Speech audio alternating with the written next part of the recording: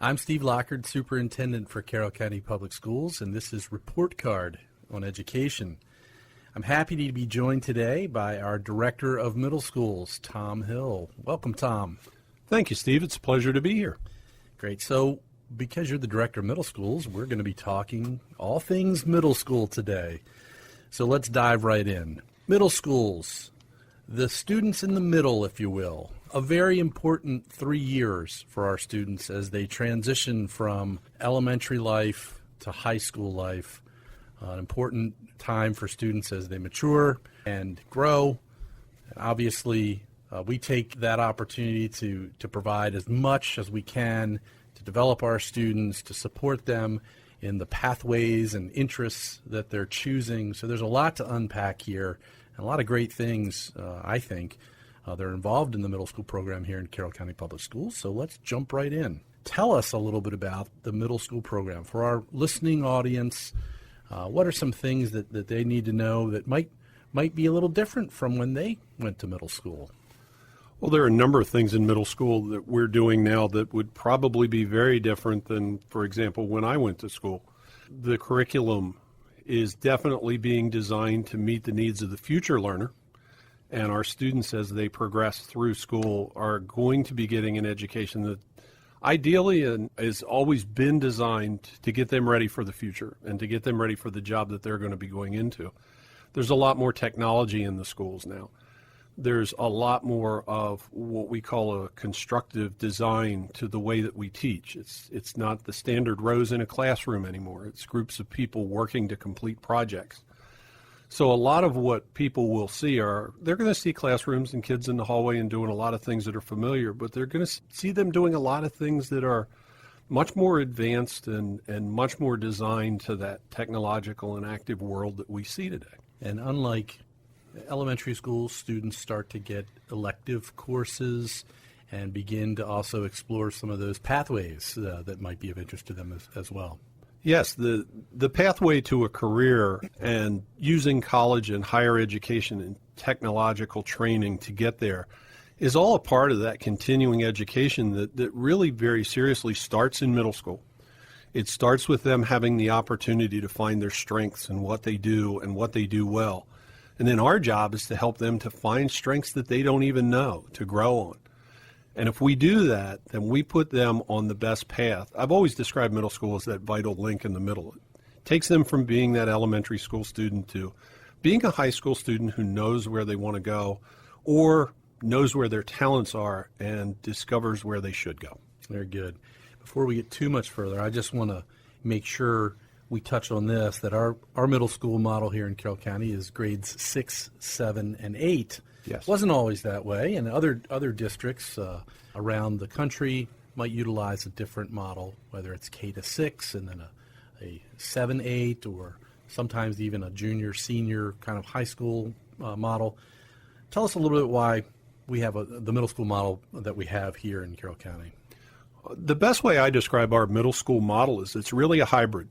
There are things that we do that are very similar to what occurs at an elementary. There are programs that we put in that are very similar to high school. We use a middle school model. As a matter of fact, middle school started in Carroll County in 1968. Know all that fun history. But it's really very, very different than that model. We take and we put all of the best practices and all of the best pieces of other programs, even junior highs and the way they do their content and curriculum. And those focuses all come together for an interdisciplinary, and really the simple way of saying that is we have small schools within schools. The kids are developing. It's good to have a group of people who are focusing on students and the student needs and what's best for kids and how they change and how we adapt to their change is a dynamic process that we put in place in 3 years. If at the end of that process we come out with a student who's more of an independent learner, knows their strengths and weaknesses, and are really able to be successful in high school, then we've done our job. No one single model can fit the dynamic change that our kids take. So we take the best of all of them and put them together to what I feel is a model truly focused around the needs of children. You know, it's hard to believe we're heading into the 2020 school year. That sounds like way off in the future, but it's here, right? The year is. 2020 is here. So let's talk about the future of middle schools. You know, we're 20 years into the 21st century.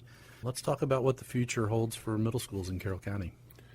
It holds a lot of growth. There are a lot of things going on right now that parents will be able to see the benefit of. We're going to continue to use technology to enhance learning, to be a tool that helps us to get where we want to go. We're going to do a better job of analyzing each student. Some of that's through data, some of it's through the knowledge of what we know because we're personally interacting with that student. All of that comes together to design a program and design courses that you're going to see in the future will probably very realistically be much more technologically based. They're going to be using software pieces that we don't even understand yet. We're going to be using our data management systems to better analyze the student needs and put together some programs. In the short term, there are some things like Sources of Strength, which is a program to help students to find the positives that are around them. We really want to not just be instructionally focused, but we want to be focused on the needs of kids. There's a lot of stress out there in the world today. There are a lot of things that come to them earlier than they did when, for example, I was growing up. And they need to have the tools and the resources to be able to handle those changes. So we've got to help them just with education. Here are the good and positive people and the good and positive things around you to make good decisions. And if we do all of that, we're going to find that they're going to be able to then focus on the things they need to meet the needs of their world. Well, one of the key pieces that we really try to build into a middle school are diverse opportunities for kids. There are a number of clubs. There are a number of after-school programs. But more so, even within the school day, there are a lot of chances for them to demonstrate their leadership. In addition, students in the middle school go beyond just the walls of the building. Our outdoor school program is a program that we're very, very proud of. It's the one thing that a lot of times a senior leaving will mention as the most memorable or the most positive experience that they've had. We've got a wonderful staff out there that puts students in an environment where I chuckle because there are no games, no video games. You're in a cabin, you're in the outdoors. You're experiencing an opportunity of independence too because you're there for the week. It's amazing to watch those group of kids come together as a group, individuals grow and realize experiences that they never realized they would have, and then success that they did not anticipate. Those kind of experiences and those kind of opportunities outside of just the traditional classroom are the things that I'm really proud that in middle school we talk about educating the whole child. It's very important to us. It's very important for children to find those skills that they didn't even realize they had. That's a great example, Tom. I visited the outdoor school many times. In fact, as a middle school student here in Carroll County Public Schools myself, I got to attend and then return as a counselor in my high school years. But wow, you want to talk about opportunities for kids to do some of those things like work collaboratively to solve a problem, to have to be creative or flexible thinkers, to persevere through tasks. They get that in an engaging, hands-on environment there. And great to see those experiences and opportunities happening for students. We're going to change gears for just a minute and talk a little bit about East Middle School. East Middle School recently at a Board of Education work session it was decided that it was time to replace East Middle School. And so I want to talk a little bit about, for those listening, perhaps those who may have students who attend East Middle School, what, if any, is the impact on instruction or impact on the school community in terms of a new East Middle School on the horizon?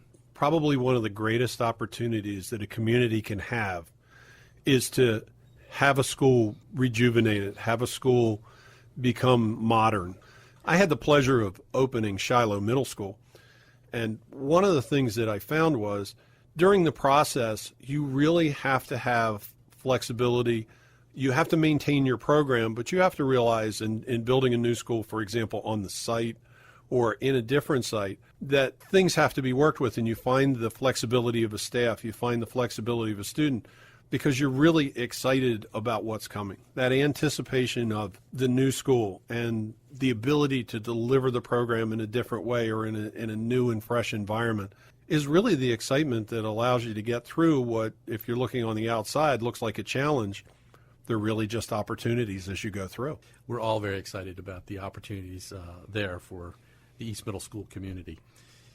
So we have a strategic plan in Carroll County Public Schools, and it's important to us, and we spent all year working with our principals on building that understanding, but also tying in to each of our schools some of those broader goals. Now look, every school is different, and the needs vary, but it's important that we have some common language and some common goals, and then each school has the autonomy to go about achieving those goals in the way that they feel is most important, and including their own certain individual school needs and goals as a part of the school improvement planning process.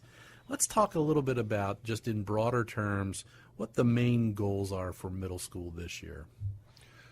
Some of the main goals in middle school, we want to improve our student success, the academic piece. We want to really make sure, and I challenge my principals, to get our students to the best ability that they can meet. The other thing we want to do is make sure that our staff is professionally trained and has the tools that they need to do what we're asking them to do, which is challenge our students. We need to hire good people into those positions. We've been very lucky to do that. We have a fantastic staff. One of the things that we've been working on specifically is to improve our results and our number of students who are being successful in Algebra 1. A lot of people think that change comes in the middle school. Actually, it's us working very closely with the elementary schools to help to prepare the students and align them so that they can meet the challenge that we're going to put in front of the students. They've done a great job of doing that. We're already very close to meeting our goal for the number of students that we want in the program, but in turn, we want to have that program continue to grow and be challenging. So it's not that we're going to meet a goal and stop, it's that we're going to take that goal and move it to a whole nother level. That's where all of the work that our people do, from our sit chairs, our school improvement team chair people at the school, helping the administration aligning the staff, and everybody really working toward making that goal so that what comes down to that student is a product that allows them to be successful when we challenge them to be in a higher level course. So the nice part about the strategic plan is that it gives us a clear goal that we want to accomplish, and it really makes it very clear how the administrators, the school improvement chairs, the faculty, and the students, and the parents and the community work together to make that happen. It actually makes it much easier to meet that goal because everybody's working toward that goal. Well, I appreciate you mentioning a little bit about the school improvement process and the involvement there at the school level. That's actually a future show that we're going to have and talk to a principal about that, how that works. But you're absolutely right. Every school has that process in place. While we have system goals, and it's important, we've seen in the past when we focus on things like writing, for example, at the middle school level, we saw tremendous gains when we had that strategic focus on that across the system. Again, each school might go about how they attack that a little bit differently, but everybody's focused there. And like you mentioned, for next year and beyond, looking at access to Algebra 1 and opportunity there. I also think about the supports that we're putting in place to support mental health and wellness in our system as well. So a lot to focus on in the middle school for the coming year and beyond. Tom, I want to thank you again for the opportunity to chat with you today. Thank you. Once again, my guest has been Tom Hill. He's the Director of Middle Schools here in Carroll County Public Schools. We've got great things happening in our middle schools each and every day.